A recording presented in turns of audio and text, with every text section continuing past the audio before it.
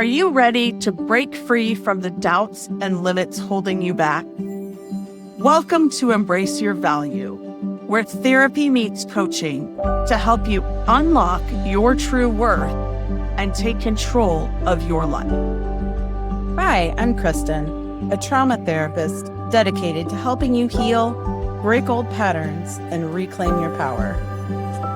And I'm Jen, your support coach, here to show you how to set fierce boundaries, embrace self-compassion, and step boldly into the life you deserve. So whether you're stuck in self-doubt or feeling lost, know this: your value isn't up for negotiation. It's time to own it. Every week, we tackle real issues that challenge, inspire, and empower you to live with purpose and confidence. So grab your favorite drink, take a deep breath, and let's get started. Because you're not here to play small. It's time to embrace your value. I want to ask you something, and I want you to really sit with it before you answer. What permission are you waiting for? In the 6 years of coaching women, one of the most consistent things I've witnessed is this: women who are smart, capable, deeply self-aware are waiting for the right moment, waiting for things to settle down, waiting for someone to tell them it's okay to go after what they want.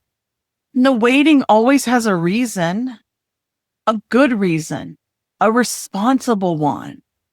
Once the kids are older, once we're in a better place financially, once things calm down at work, once my husband really understands what I need, and once I feel more ready. And I'm not saying those things don't matter, but I want you to notice something. Those conditions are almost never fully met. And the women who are waiting for them, they're not lazy. They're not ungrateful. They are often some of the most giving, thoughtful, hardworking people I know. They're just living like someone else has to approve their happiness before they are allowed to have it. Today, we're talking about who gave you that idea and what it would look like to take the permission back. Welcome to Embrace Your Value. I'm Jen Anderson, a belief and boundary specialist and your co-host. And I'm Kristen Burrus, trauma therapist. Today's episode is one that I think is going to land for a lot of people because the pattern we're talking about is so common and so quiet that most people don't even recognize it as a pattern. They think it's just being responsible. And that is exactly the trap. Because waiting can look incredibly reasonable from the outside. It can look like wisdom, like patience, like good planning. And sometimes underneath it, it's something else entirely. Yeah. So let me paint you some pictures, because I think the waiting becomes more visible when you see it up close. So let's talk about waiting for the kids to grow up.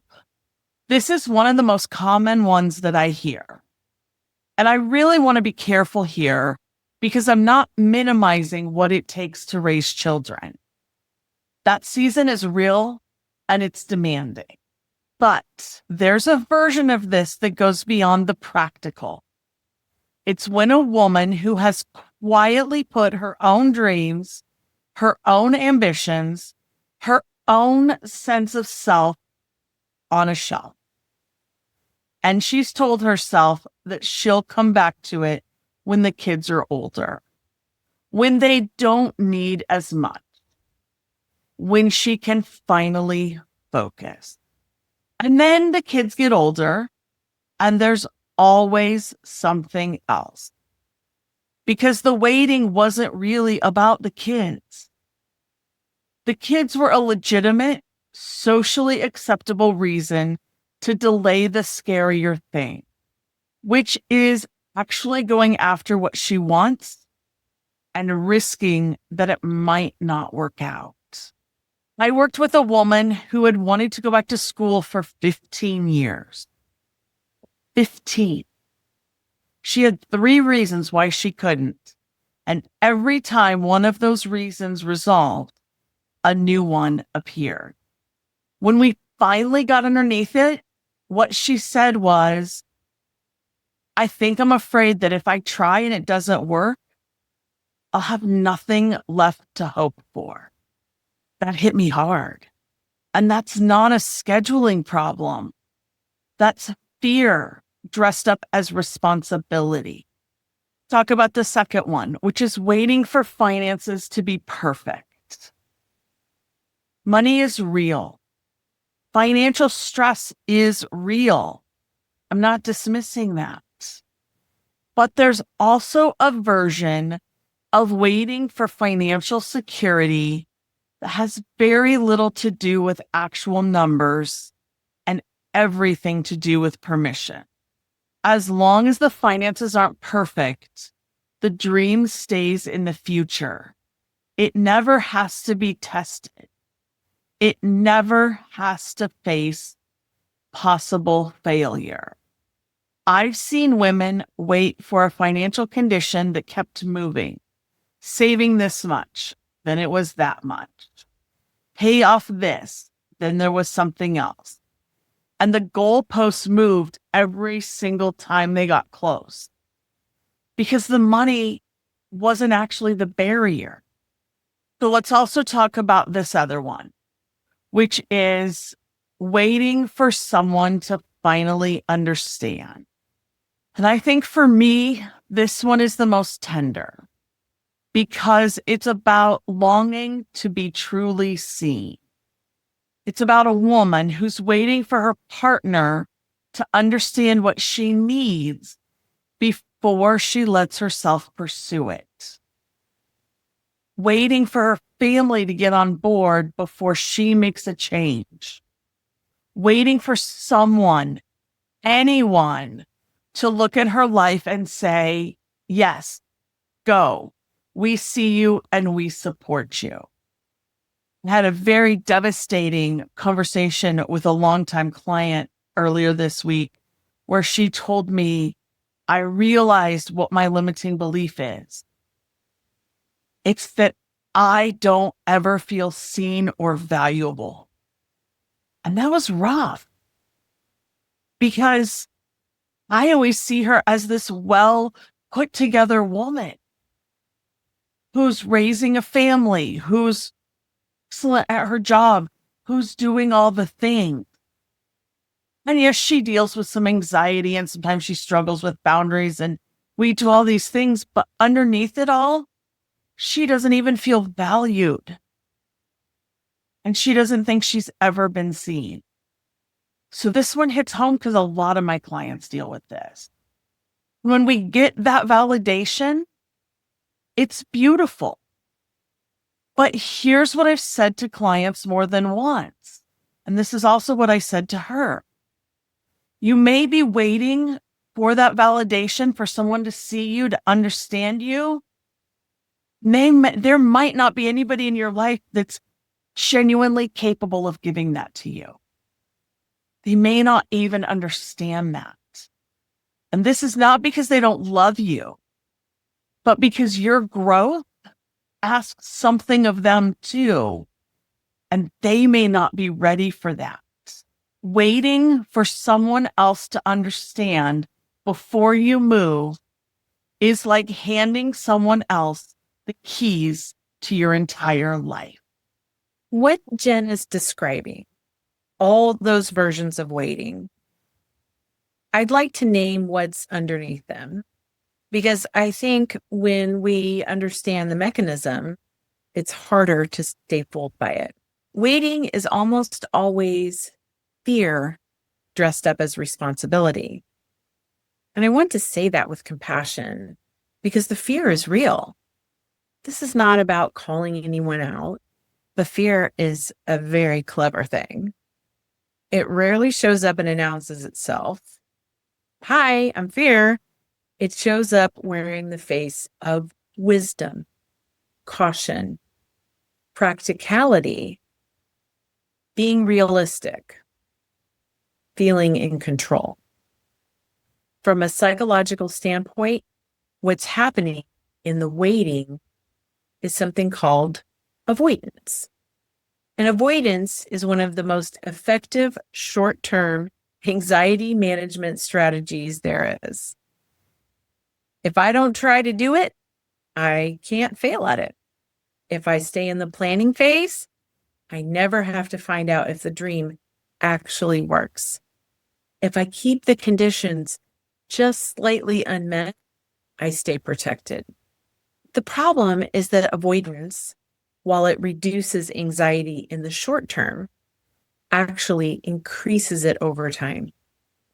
The thing you're avoiding gets bigger, more charged, more frightening, because you've now spent months or years, like Jen's example, treating it like something dangerous enough that you have to keep your distance from it. And there's another layer.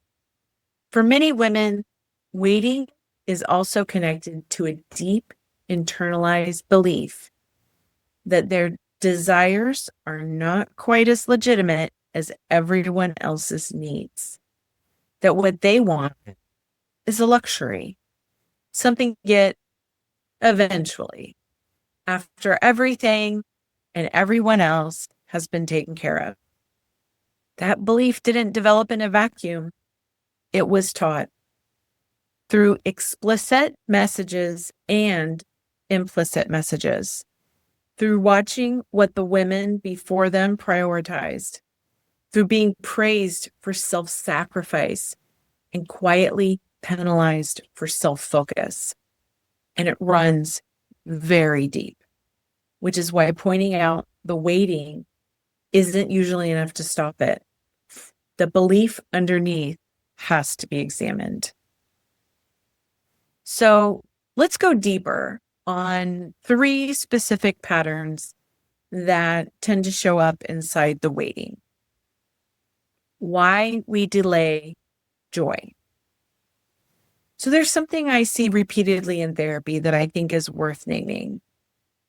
Many people have an unconscious belief that joy is something that has to be earned, that it comes after the work is done, work before play, after you suffered enough, after you've proven you're responsible enough to deserve it. And this belief shows up in surprisingly concrete ways. It's that woman who won't book the trip until everything else is taken care of. The woman who won't start the creative project until she's earned the free time. The woman who deflects compliments because accepting them feels like getting ahead of herself. Joy delayed indefinitely becomes joy denied. And a life where joy is always one condition away is a life that never quite arrives. From a coaching standpoint, I'd add joy is actually a compass, not a reward. When something lights you up, that's information.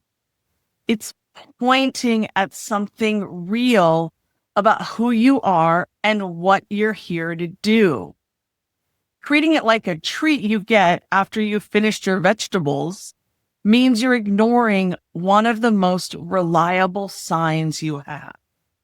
So let's talk about why confidence comes after action, not before. And this is another one that I'm passionate about because I think it's one of the most damaging myths women carry. The myth is this: I'll do it once I feel ready, once I feel confident, once I feel sure enough. And the truth is, that feeling very rarely comes first. Confidence is not a prerequisite for action. It's a product of it. You become confident by doing the thing while you're scared, by taking one imperfect step and surviving it, by showing yourself through experience rather than preparation that you are more capable than your fear is telling you. I've watched women wait years for a confidence that was never going to arrive through thinking and planning alone. And I've watched those same women take one terrifying step and feel more capable at the end of that day than they had in years. Not because it went perfectly, but because they showed up. The neuroscience supports this. The brain builds confidence through repeated exposure to experiences of competence. You have to do something enough times, imperfectly, uncomfortably, before the brain starts to encode it as something you can handle. Waiting until you feel ready neurologically, waiting for something that the brain can only provide through the very experience you're avoiding. It's a closed loop, and the only way out is through. That's a great point, Kristen. And I had a coach actually tell me this story, and I used it for a couple of years after I first heard it. But that is that buffaloes are the only animal that actually go all the way through the storm. So if there's a storm coming, they don't turn and run the other way. They know the quickest way through it is to just go through it. And that's their quickest way out of it. And so I always love that example because it's true. And if we do the same thing, if we just face it head on and go through it, it makes it so much better, so much quicker. And then we get through it. So I love that you brought that in because it's so very true. Let's talk about the midlife moment. There has to be more than this. And I like this one specifically because I feel like so much of our audience is in midlife. And I know the women that I coach are mostly in midlife. And this moment is so common and so disorienting when it arrives. Something shifts. It's not always dramatic. Sometimes it's quiet. You're going through an ordinary Tuesday and something in you surfaces that says, is this it? Is this what I built? Because it doesn't feel like enough. That voice can feel like being ungrateful, like a crisis, something to push back down on. But in my experience, that voice is not a problem. It's a signal. It's the self that got deferred for years, for the kids, for partners, careers, approval. And it's finally getting loud enough to be heard. And the question is whether you're going to listen to it or shame it into silence again. From a developmental standpoint, midlife is actually a well-documented period of psychological reevaluation. Carl Jung called it the second half of life, a time when the questions shift from what do I need to achieve to who am I actually becoming? What feels like a crisis is often an invitation. The scaffolding that held the first half of our life together, the roles, the expectations, the deferred dreams, starts to feel ill-fitting.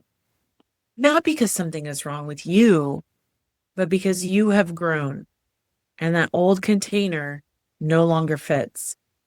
The there has to be more moment is not a malfunction. It is maturity asking for more room. So what does it actually look like to stop waiting? Because I don't want this to just be a conversation that leaves you feeling seen, but stuck. The first thing I want to say is you do not have to make a dramatic leap. Most of the women I've worked with who have reclaimed their lives did it in small, consistent moves, not one big, courageous moment, but a series of small ones that accumulated into something real.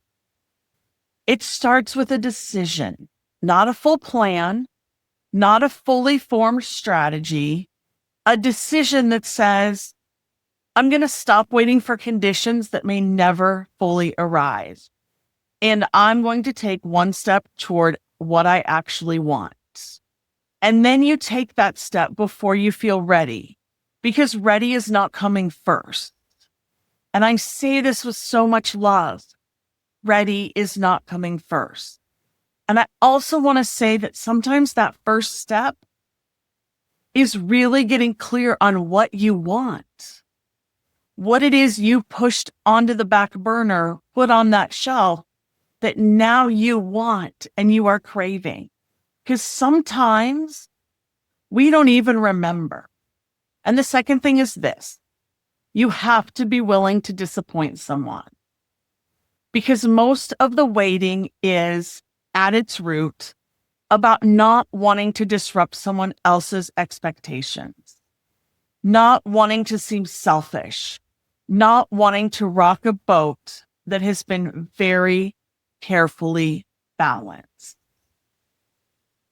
But a life that's been designed around not disappointing anyone is a life that's been designed around everyone except you.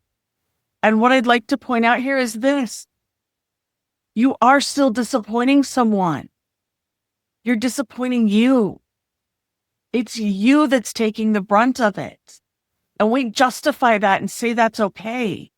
But it's not. It's time for you to take your power back and bring it back, because you deserve to be in your own life fully, not as a supporting character in everyone else's story, and not as a supporting character in your own. Be in your life. And we would like to give you some practical tools. As Jen said, we want you to not feel stuck. So we're going to give you some ways to feel unstuck. So there are 3 things to work with this week. The first one is the permission question. This is your writing prompt, and it's the one we started the episode with. Taken a step further. What would I do if I knew I couldn't fail or disappoint anyone? Write the first thing that comes up. Don't filter it. Don't edit it for reasonableness. Just write what's actually true. And then answer this: what is the smallest possible version of that thing I could do this week? Not the full version, not the 5-year plan, the smallest version. Because starting small is not thinking small. It's removing the paralysis of scale and giving yourself a way in. Tool number 2 is name the waiting. This week, try to get specific about what you're waiting for. Not in a vague sense, but actually write it down. I am waiting for blank before I allow myself to blank. Fill in those blanks honestly, and then ask yourself, how long have I been waiting for this condition to be met? Has it ever been fully met before? What is the realistic likelihood that it will be met fully? Sometimes just seeing the waiting that you're doing written down in plain language, your own language, without all the justifications around it, is enough to shift something, because it stops living as a background hum and becomes something you can actually examine. Tool number 3 is one act of self-authorization. I love the word self-authorization because it puts the permission exactly where it belongs, with you. This week, I want you to do one thing you've been waiting for permission to do. Again, it doesn't have to be big. It just has to be real. Maybe it's making an inquiry about something you've been curious about. Maybe it's buying the book.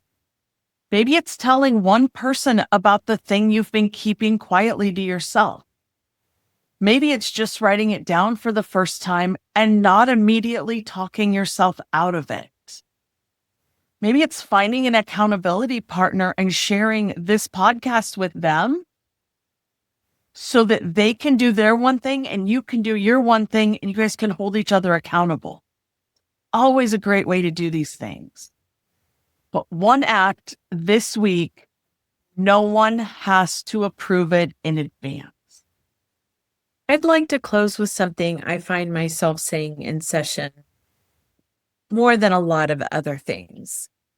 The life you're waiting to live, it's not on the other side of the perfect conditions or the perfect anything, including you. It's not waiting for your finances to stabilize or your kids to leave or your partner to finally understand. It's available right now in smaller ways than you might imagine and in more significant ways than you might even believe. That permission you're waiting for, I'd like to tell you something clearly. No one is coming to give it to you. Not because you don't deserve it, but because it was never theirs to give in the first place. You are the authority on your own life. You always have been. The work, the real work, is believing that. Not perfectly, not all at once, but enough to take the next step. So here's what I want you to carry with you this week. Not a task, just a question. Sit with it in the morning. Sit with it when the waiting starts to feel comfortable and familiar again. And that's this. What would I do if I trusted that I was already enough to begin? Because you are. And beginning, an imperfect, uncertain, permissionless beginning, is where everything actually starts. If this episode spoke to something in you, send us a message. Tell us what you're waiting for and what you're going to do instead. We'd love to hear it. Thank you for being here with us, and we will see you next week on Embrace Your Value. Thank you for being here with us today. If today's episode hit home, don't just keep it to yourself. Subscribe, leave us a review, and share this episode with someone who needs to hear it. Because everyone deserves to know their worth. Next week, we're diving even deeper with more insights and tools to help you break free from limitations and live authentically. Until then, keep raising your standards, owning your worth, and embracing your value.